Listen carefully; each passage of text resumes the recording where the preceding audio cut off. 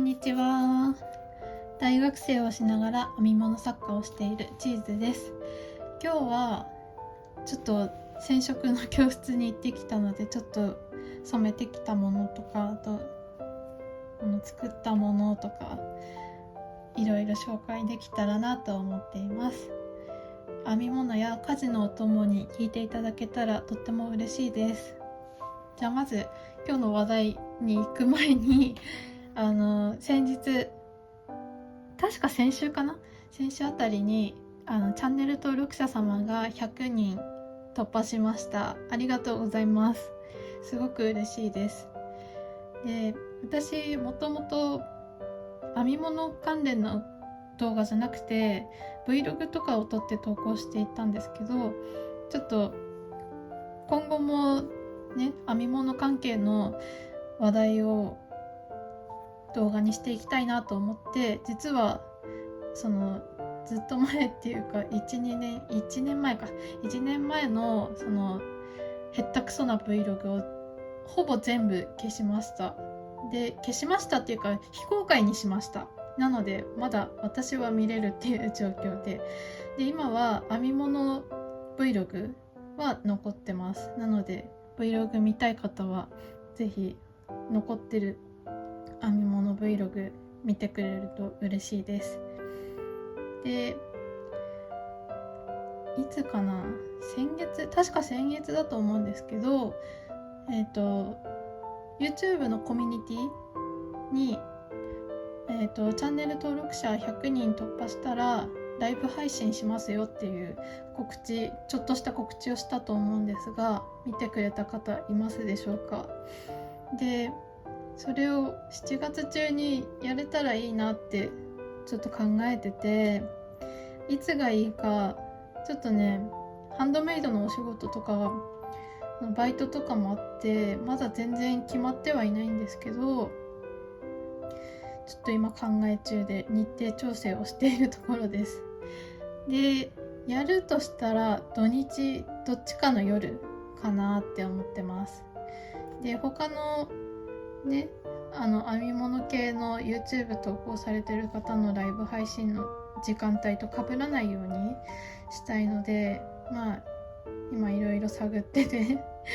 考え中になります。また決まったらお知らせしますので、この動画とか、あとはコミュニティとか見ていただけたらなと思います。本当に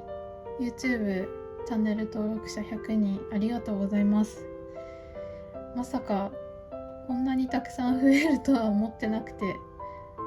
ちょっとびっくりしてます。でも100人も私の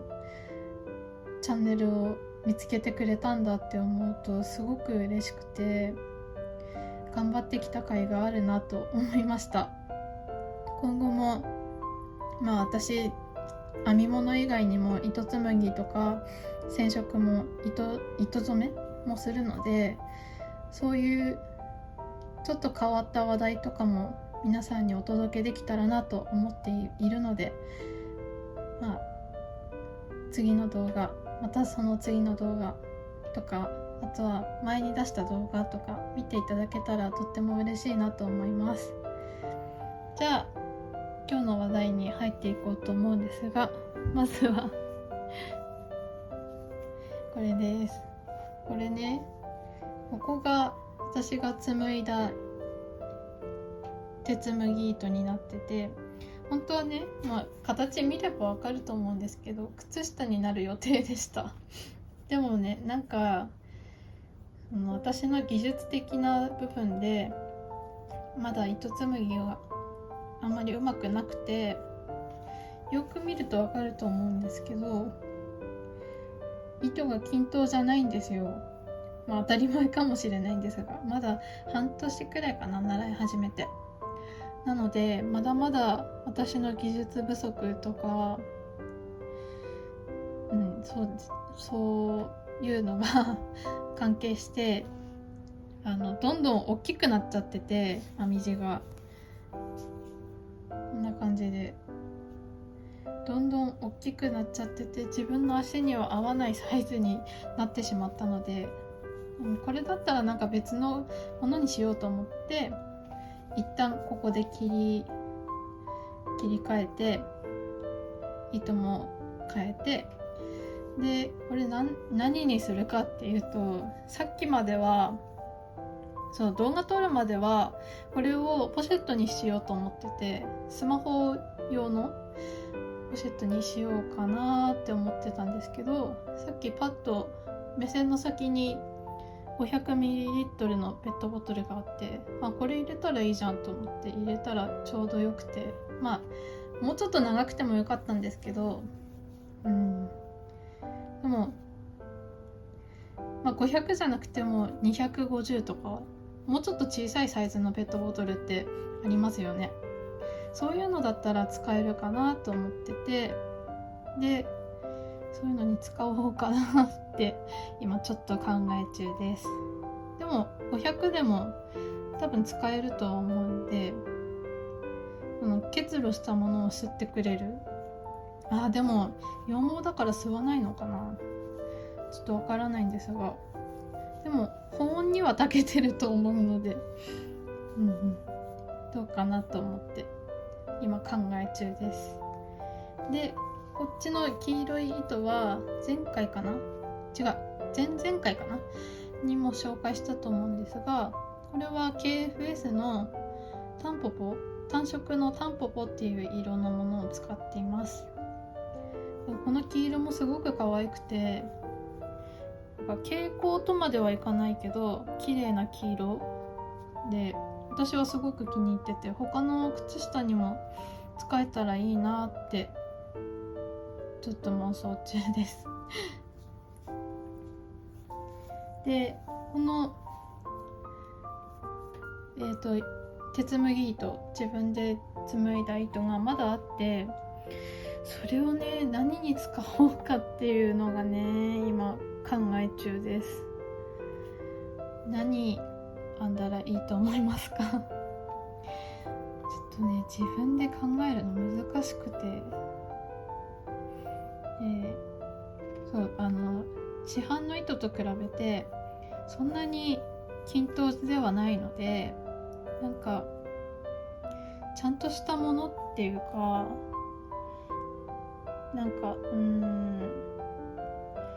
その不揃いでも決まるような作品って何があるんだろうって今考えてて、でしかもこれ紡いだ糸なので羊毛 100% なんですよ。だから今の時期、ちょっと違うよなっていう感じもしてて、どうしたらいいんだろう。今すぐ手紡ぎ糸を全部使わなきゃいけないっていうわけではないので、いいんですけどどうしたらいいかなって今考えてます。でもね、触った感じすごく羊って感じ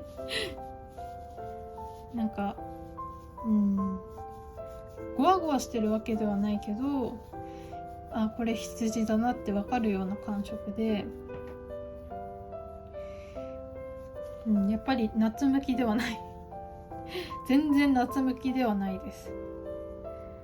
でもね、色がすごく気に入ってて、これ私が配色考えたんですけど、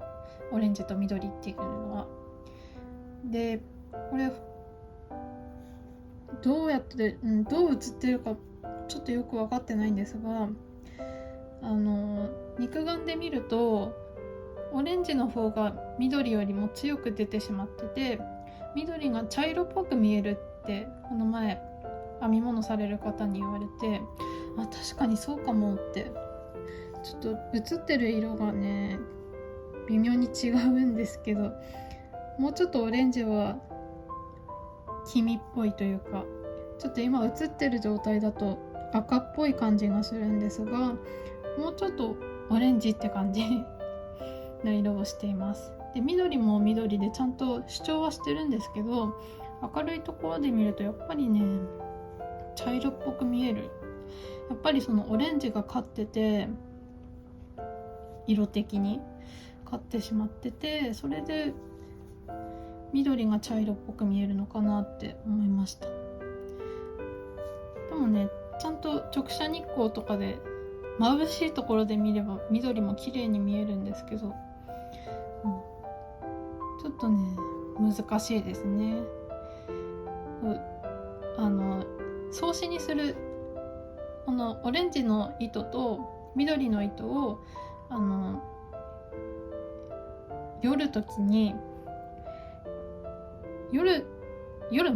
夜前はこういう色にしたいなっていうイメージがあったんですけど、まあその通りいくわけもなくそうなのでね、この糸単体で見た時の色と編んだ時の色、それから端子オレンジの糸と緑の糸で分かれてる時の色の見え方が全然違くて、それが糸紡ぎの面白いところであり難しいところでもあるのかなと私は思いました。なのでこれからはもうちょっと頑張って糸紡ぎの勉強もして、それから紡いだ糸で何を編むかちゃんと考えて作れたらいいなと思います。じゃあ何作ったんだかよくわからないですが、とりあえずペットボトルホルダーっていうことにしておきましょうじゃあ完成品の紹介でした。で次は先週もお話ししましたが、じゃん、草木染めしてきました。これは私が個人で染めたわけではなくて、糸染めの教室で染めてきました。で今回は2種類、ちょっとね見えてる色とだいぶ違うんですが、もっと鮮やかな色してます実際は。でこれ何で染めたかっていうと、桑もどきっていう種類の、桑の木ってありますよね。その桑の木の葉っぱのような、でも桑の木ではない葉っぱがあって、それで染めてきました。で染色されたことがある方は知ってるかもしれないんですが、糸に色を定着させるために、色止めっていう工程があるんですけど、そのことを媒染、培養液の場合に染は染色の染ですねっていう工程があるんですけど、その焙煎っていう行為にもまたいろんな種類があって、鉄焙煎とかアルミ焙煎とか銅焙煎とかいろいろあるわけですよで今回は初めてだったので2種類焙煎を教えてもらいました。でこっちの黄色っぽい方がアルミ焙煎、アルミなので家庭であるもので言うと明板、明板だよね、そうだよね、明板焙煎とも言うんですけど、ナス漬けとか作る時に使うなんか粉みたいなやつがあって、スーパーとかに行くとだいたい漬物の簡単数とかあるとこに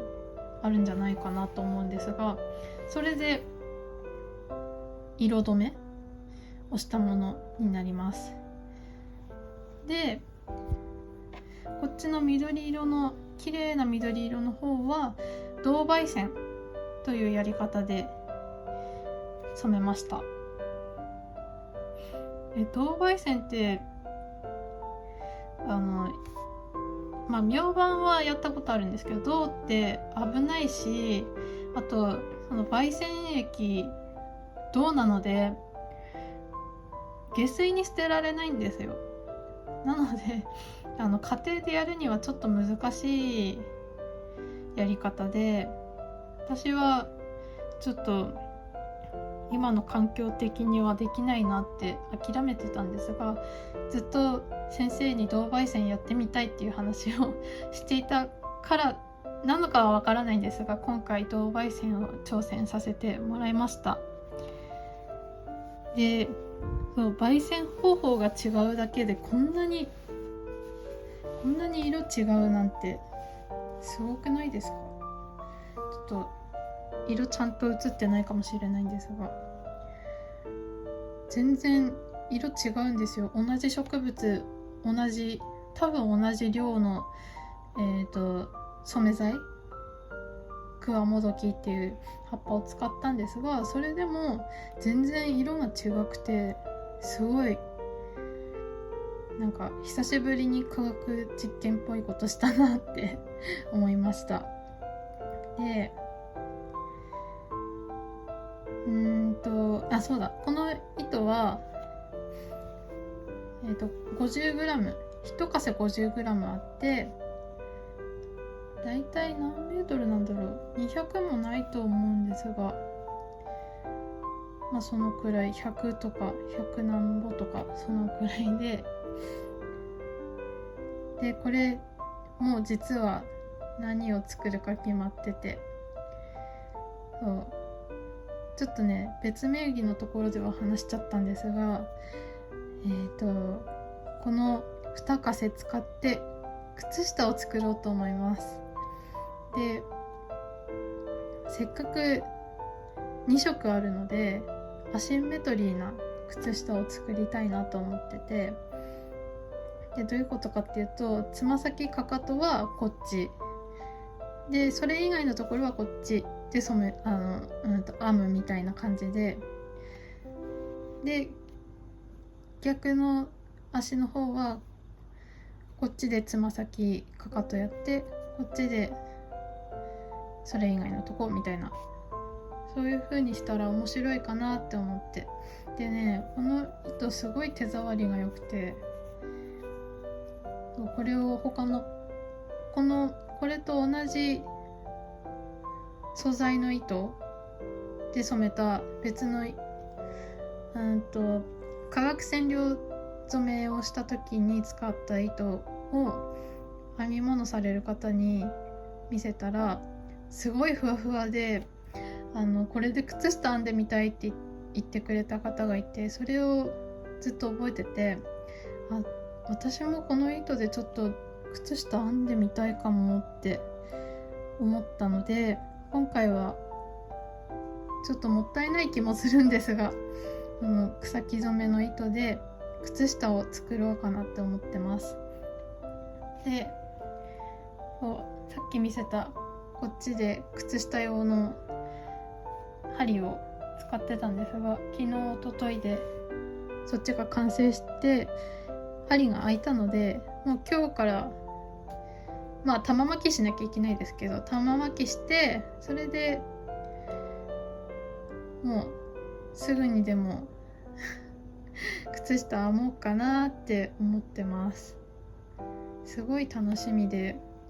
ずっとドキドキワクワクしてたので、編み始めるのがすごい楽しみです。で、糸染めの教室は今後も次行くの9月とかになっちゃうんですけど、行こうかなと思ってて、で今回初めて草木染めして、だいたい草木染めのやり方、どういうものが必要で、どういう工程でやって、最後はどういう処理をするのかみたいな、ざっくりとは分かってきたので、ちょっと今週来週あたりに実家に行く予定があって、でその時に実家の台所借りて紅茶染めしてみたいなと思って、で素材になる糸は即ヤンでたくさんあるので、それを試しに染めてみようかなって思ってます。でちょっと来週いつだっけ、来週ちょっとそのハンドメイドのお仕事で忙しそうなので、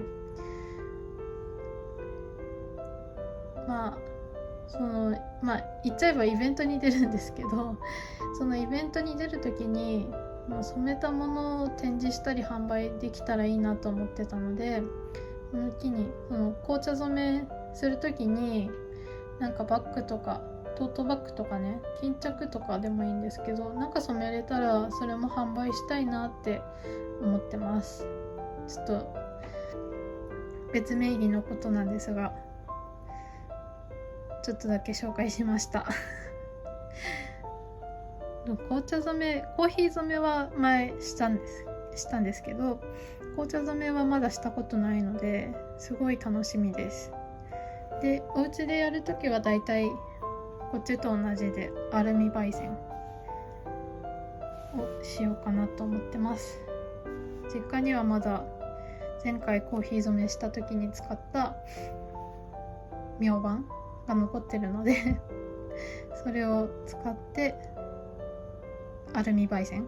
をしようかなって思ってます。あとはなんかね、どこだ、これだ。実はあなた頑張ってるからって染め物の先生にいいものもらいましたこれも出しとこう。これも草木染めで、ちょっと色が同じように出ないんですけど、こんなもんですかね。これ何で染めたかわかる方いますか？これね、実はコチニールなんですよすごい綺麗なピンク色で可愛いですコチニールって知らない方もいるかと思うんですが、葉っぱとかではないんですよ虫なんですね、コチニールって。なんかね、サボテンかな、サボテンにつく虫のことらしくて、で日本では食用色素として使われることがあるんですが、外国ではその食用色素として使うことは禁止されているそうです。で、食用色素の中でコチニール使ってる食品で有名なものって言ったら、やっぱりかまぼこのピンク色の皮のとこ、皮っていうか外側の囲ってあるとことか、あとはなんか調べたらベーコンにも使われてるらしいです。びっくりしました。で、ベーコンに使われてるってことはやっぱりハムとかにも使われてるのかなとかあと桜でんぶとかも使われてるのかなとか考えるとちょっとゾワゾワしてくるんですけど、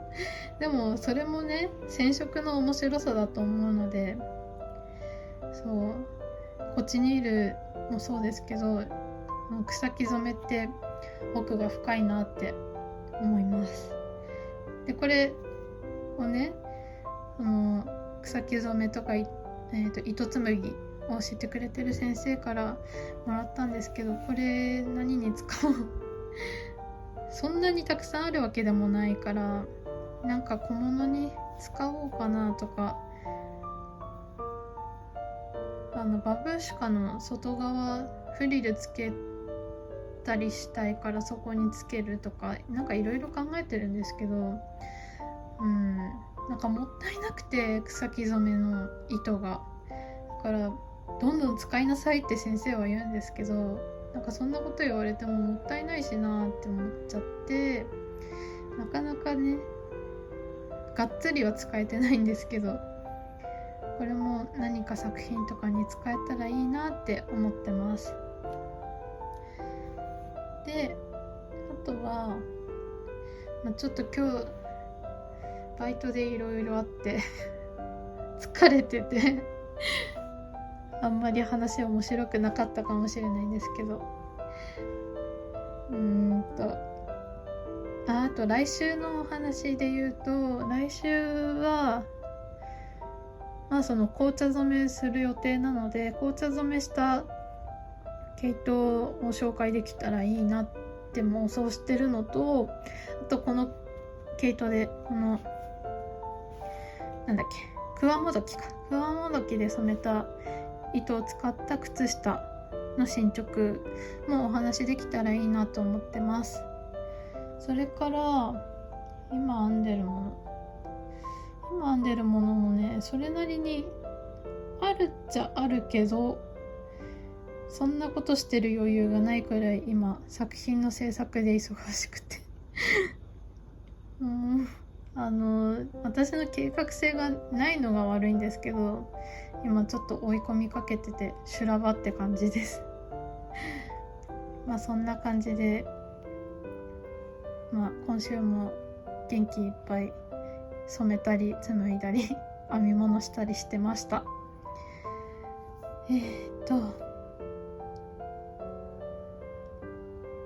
来週も多分土曜日の夜かなに動画投稿できるかなと思うんですけど、忘れてたら声かけてください多分ね土曜日ちょっとお仕事があって疲れてるかもしれないんですが、頑張って動画投稿できるように調整していくので、また来週も良ければ見てくれると嬉しいです。それからあとYouTube のチャンネル登録者100人突破した記念の配信についてなんですが、後で何にしようかな、コミュニティにしようかな、何でもいいんですけど、私になんかメッセージとかあったら欲しいなと思って、動画のコメント欄、この動画のコメント欄でもいいですし、あと恥ずかしい方はTwitter とか Instagram の、DM でもいいんですけど、なんか一言でもコメントあるとすごく嬉しいので、お気軽に、DM でも、DM なら1対1で返信ができるのでいいかと思うんですが、もし何か一言でもお祝いの言葉をいただけたら嬉しいなと思います。で、日程もまだ全然決まってないのでしかも機材もねちゃんと使えるか分かってないのでどうなるか分かんないんですが、今月中には配信できたらいいなと思っているので、気長にお待ちいただけたらいいかなと思いますちょっと忘れないようにそれもちょっとずつ進めていこうかなと思います。じゃあ今日の動画はこれで終わろうと思います。また来週の動画も見てくれると嬉しいです。この動画を気に入ってくれたらぜひチャンネル登録や高評価、あとはコメントなどしていただけたらとっても嬉しいです。励みになります。あとなんか聞いてみたいこととかあればコメントとか、あとは Twitter、Instagram の DM してもらえればお答えしますので、ぜひお気軽に DM コメントしてください。ではまた来週の動画でお会いできることを楽しみにしています。またね。